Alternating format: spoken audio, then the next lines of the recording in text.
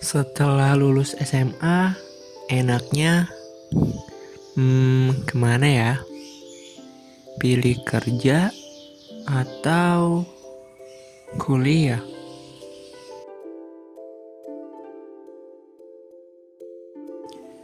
Ujian nasional telah usai. Selamat ya buat kamu, siswa-siswi SMK atau SMA yang baru saja menyelesaikan ujian nasional. Mungkin saat ini kamu pasti merasakan kelegaan yang luar biasa ya setelah ujian.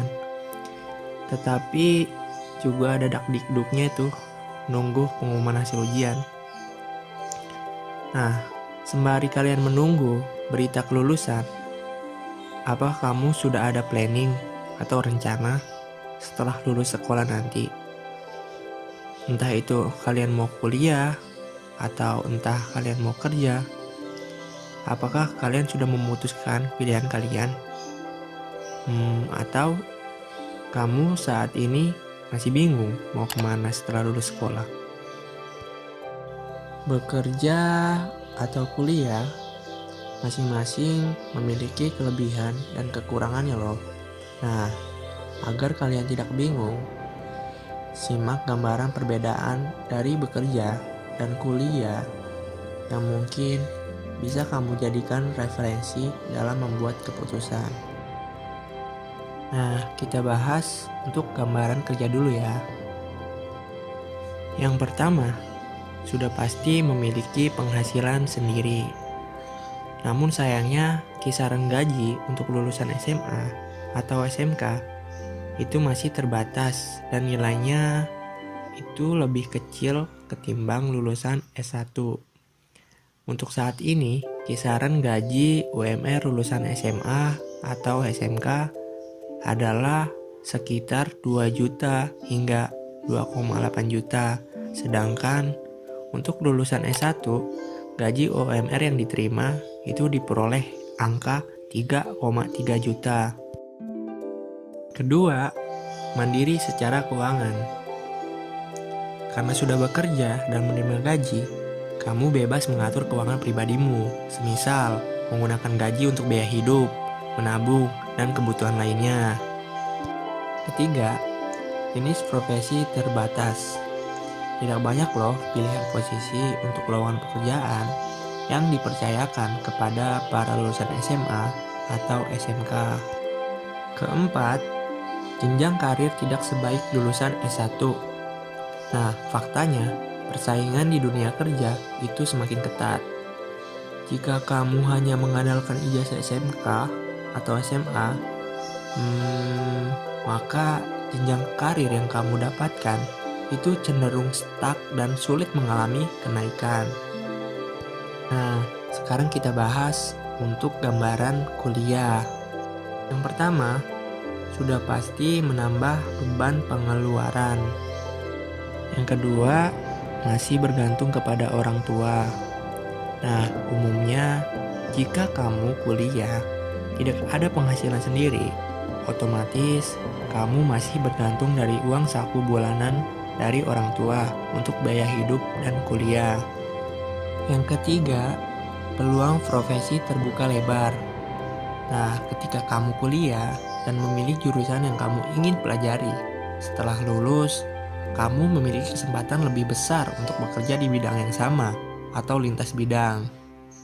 Keempat, jenjang karirmu lebih jelas. Nah, selesai kuliah, dengan modal ijazah sarjana, kamu sudah memiliki modal untuk bekerja dan jenjang karir yang lebih jelas di masa depan. Nah, untuk yang ingin kuliah tapi tidak memiliki dana, kami juga punya loh solusinya. Cermati ya baik-baik.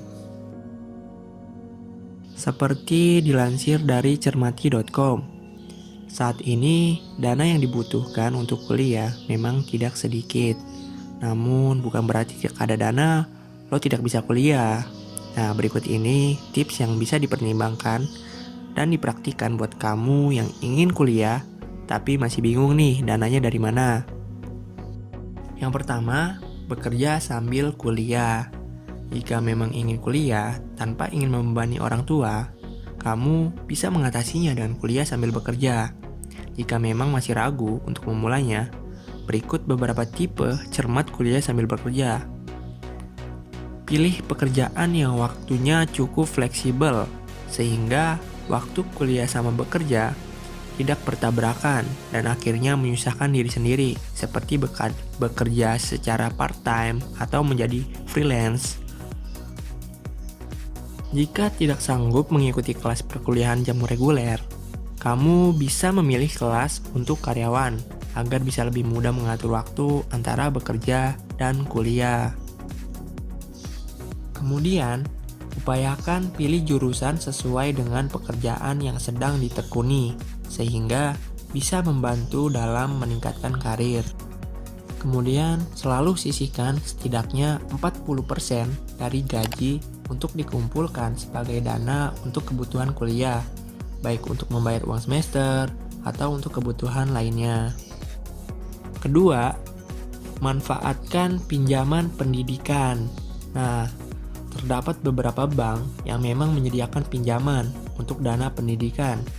Jadi, terhalang kuliah karena masalah keuangan sudah tidak lagi menjadi alasan ya. Berikut beberapa pilihan program perbankan untuk pinjaman dana pendidikan. Bukan maksud promosi loh ya. Ada yang namanya BNI Cerdas. Persyaratannya itu mudah dan jumlah pinjaman yang bisa diajukan mulai dari 5 juta sampai 200 juta dengan tenor sampai dengan 36 bulan. Terus kemudian ada yang namanya BRI Kredit Mahasiswa. Untuk produk pinjaman ini, kamu yang mahasiswa bisa mengajukannya sendiri dengan membawa fotokopi KTP dan KTM. Dana yang bisa diajukan itu mulai dari jutaan sampai ratusan juta, tergantung dari kebutuhan kamu. Terus ada yang namanya KTA CIM Niaga. Program KTA dari Bank CIM Niaga juga menyediakan pinjaman dana pendidikan itu sampai dengan 200 juta dengan jangka tenor sampai 4 tahun. Selain program pinjaman bank, kamu juga bisa ajukan pinjaman dana pendidikan dari lembaga non-pemerintah yang menyediakan pinjaman khusus seperti danadidik.com. 3. Program beasiswa. Nah, baik lembaga masyarakat dan pemerintah, ada banyak sekali yang menyediakan program pemberian beasiswa untuk dana kuliah. Nah, contohnya beasiswa bidik masa dan jarum beasiswa plus atau mengunjungi beasiswa unggulan. Untuk linknya, kalian tinggal tulis di kolom pencarian beasiswaunggulan.kemdikbud.go.id yang diberikan khusus untuk kamu yang berprestasi. Nah, rajin-rajinlah mencari informasi beasiswa dari berbagai sumber. Uang beasiswa bisa membuat biaya kuliah kamu lebih ringan. Bahkan, ada beasiswa loh yang menanggung 100% biaya pendidikan S1 di Indonesia. Nah guys, kesimpulannya, baik bekerja atau kuliah merupakan pilihan yang sama-sama memiliki plus minus masing-masing. Jadi, pikirkan baik-baik ya sebelum memutuskan. Apapun keputusan yang kamu pilih, jika kamu menaruh niat yang baik dibarengi dengan usaha yang maksimal, maka kesuksesan bisa diraih.